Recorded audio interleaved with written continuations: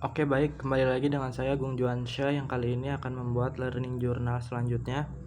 Yang dimana kali ini saya akan membahas tentang sejarah jurnalisme di Indonesia dan dunia regulasi undang-undang, pers di Indonesia dan kode etik jurnalistik.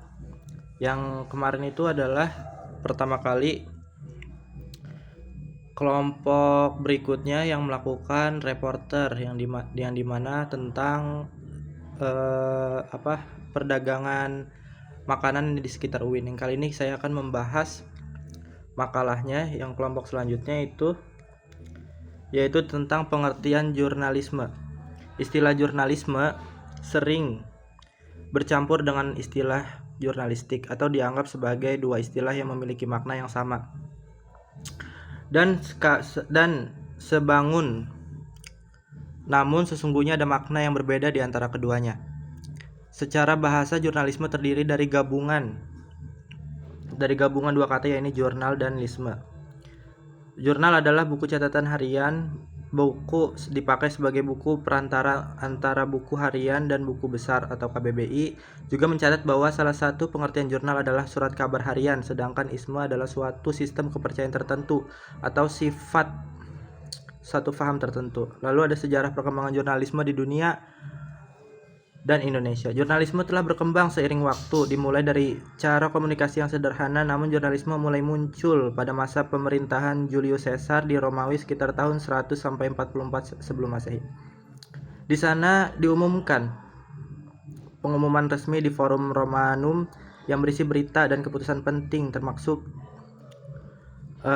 Akta Diurna, Akta Senatus yang memuat laporan-laporan singkat tentang sidang senat dan keputusannya, dan Akta Diurna, catatan politik harian yang berisi pesan-pesan resmi dan masalah-masalah yang menjadi kepentingan publik. Istilah ini juga dikenal sebagai Akta Populi atau Akta Publika. Dalam sejarah Islam, Nabi Nuh juga dianggap sebagai jurnalis pertama ketika Nabi Nuh itu mengutus burung dara untuk mencari tahu apakah air bah sudah surut atau belum. Burung itu membawa kembali berita sehingga Nabi Nuh dapat memberi tahu orang-orang di kapalnya. Dari sejarah itulah Nabi Nuh dianggap sebagai seorang pencari berita dan penyiar kabar yang pertama. Lalu ada Teaching Pao, muncul di Cina, diikuti oleh penemuan mesin cetak oleh Johann Gutenberg pada tahun 1450 yang mempercepat penyebaran informasi tertulis.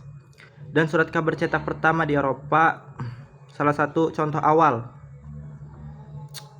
yaitu adalah Aviso Relation oder Zeitung yang diterbitkan di Wolfenbüttel, Jerman pada tahun 1609. Surat kabar ini berisi informasi mengenai peristiwa politik, ekonomi, dan kejadian penting lainnya di Eropa. Aviso bertujuan untuk memberikan masyarakat akses terhadap berita televisi, menjadikannya salah satu bentuk publikasi pertama yang menyerupai surat modern. Di Indonesia, perkembangan jurnalisme dimulai pada masa penjajahan Belanda, ditandai dengan penerbitan surat kabar Memories Noveles oleh Gubernur Jenderal VOC Jan Pieter Zoon-Choen pada tahun 1615. Lalu Undang-Undang Pers. Regulasi yang mengatur pers Indonesia adalah Undang-Undang Nomor 40 Tahun 1999 tentang pers. Dalam undang-undang ini disebutkan bahwa pers adalah lembaga sosial dan wahana komunikasi massa yang melaksanakan kegiatan jurnalistik meliputi mencari, memperoleh, memiliki, menyimpan, mengolah, dan menyampaikan informasi baik dalam bentuk tulisan, suara, maupun gambar, serta data dan grafik maupun dalam bentuk lainnya dengan menggunakan media cetak, media elektronik, dan segala jenis saluran yang tersedia.